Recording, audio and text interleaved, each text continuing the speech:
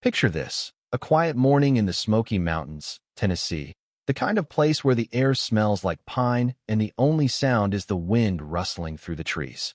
That's where Jack Harper, a beat-up cop from Knoxville, thought he'd find some peace. He's sitting on the porch of his family's old cabin, coffee in hand, just soaking in the stillness until a black SUV comes roaring up the gravel road, spitting dust and trouble.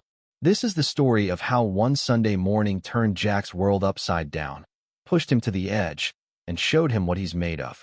Jack's cabin wasn't just some weekend getaway, it was a piece of his soul.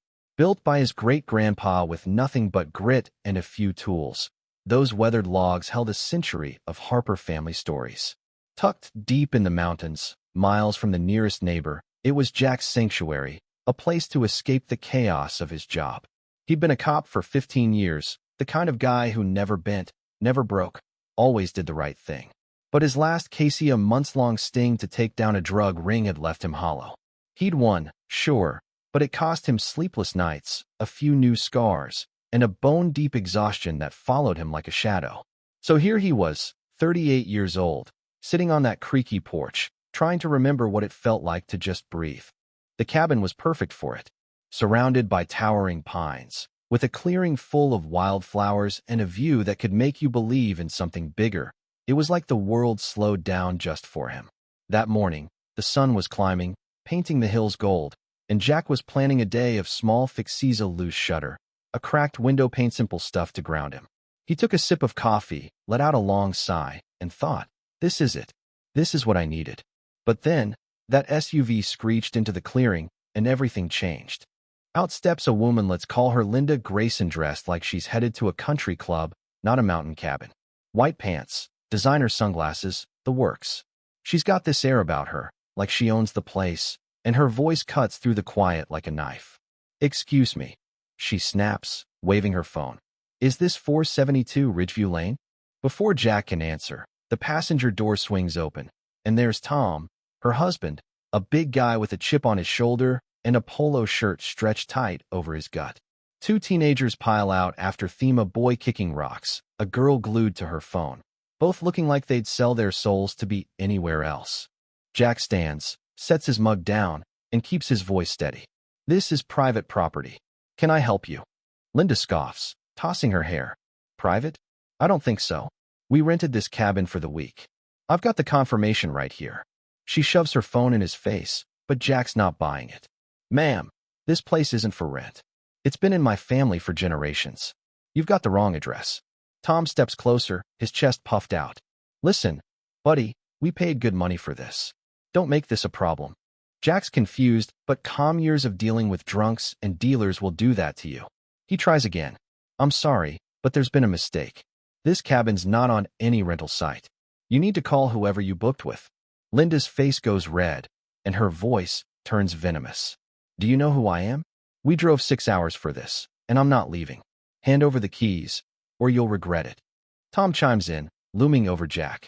Yeah, don't be a hero, pal. We're staying. Now, Jack's not one to back down, but he's trying to keep things civil.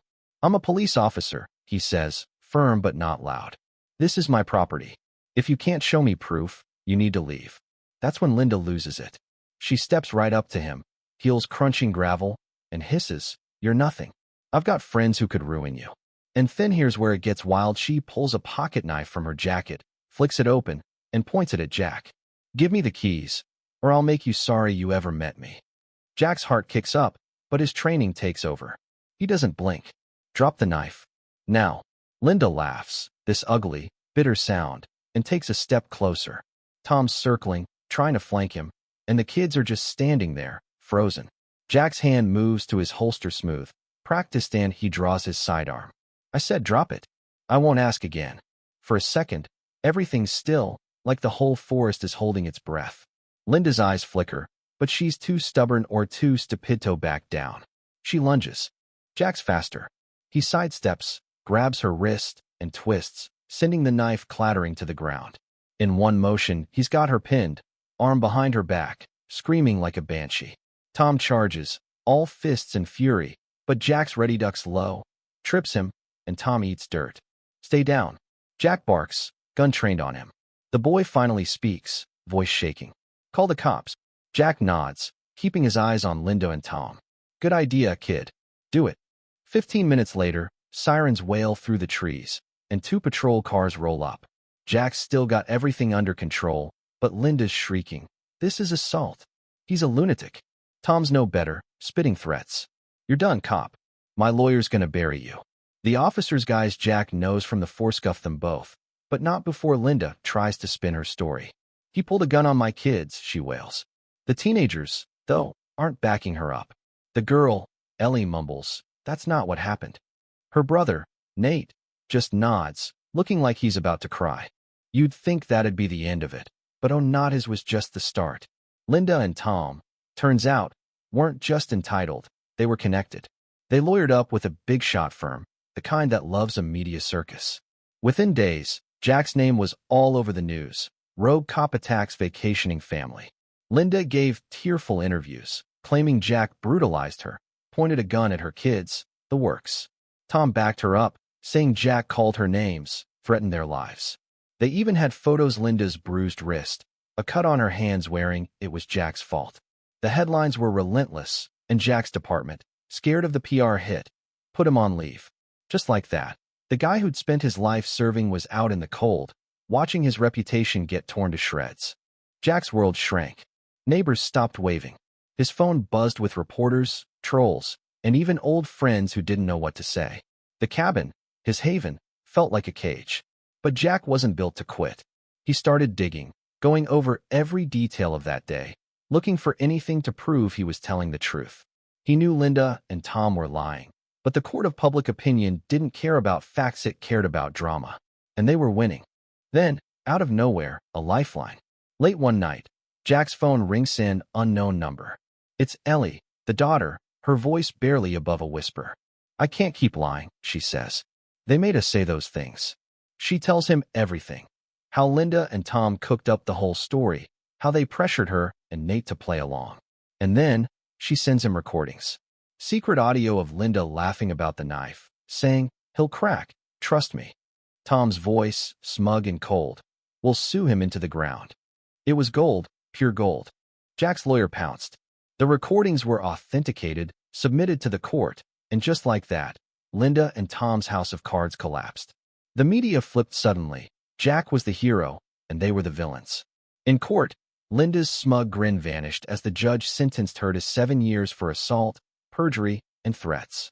Tom got 5 for his part. Ellie and Nate, free from their parents' grip, went to live with their aunt, a woman who'd cut ties with Linda years ago over her toxic antics. The kids looked relieved, even if it hurt. When Jack walked out of that courtroom, a small crowd was waiting, reporters, supporters, even a few strangers who'd followed the story. He kept it short. It's been a hell of a ride, he said, voice steady. But it shows you truth matters. Always. Then he turned and headed for his truck, ready to go home. Back at the cabin, Jack sat on the porch, coffee in hand, staring out at the mountains. The quiet was back, but it felt different now, harder won, more precious. He thought about that day, about how close he came to losing everything. It wasn't just about the cabin or his job. It was about who he was. He'd faced the storm, Linda's knife, Tom's threats, the media's lies, and he'd come out stronger. The scars were there, sure, but they reminded him he could take a hit and keep standing. Here's the thing, though, not everyone saw it the same way. Some folks online still called Jack the bad guy, saying he escalated things, that he should have just walked away. Others thought Linda and Tom got off too easily, that the system let them play dirty for too long. It makes you wonder, where's the line? When do you fight, and when do you let it go? How do you know what's worth risking everything for? So what do you think? Was Jack right to stand his ground, or did he push it too far? Have you ever had to fight for what's yours, knowing it might cost you big? Drop a comment. Share your story. I am reading everyone. And if this hit home, give it a like, share it with someone who gets it. Truth's a funny thing. Sometimes it's the only thing worth fighting for.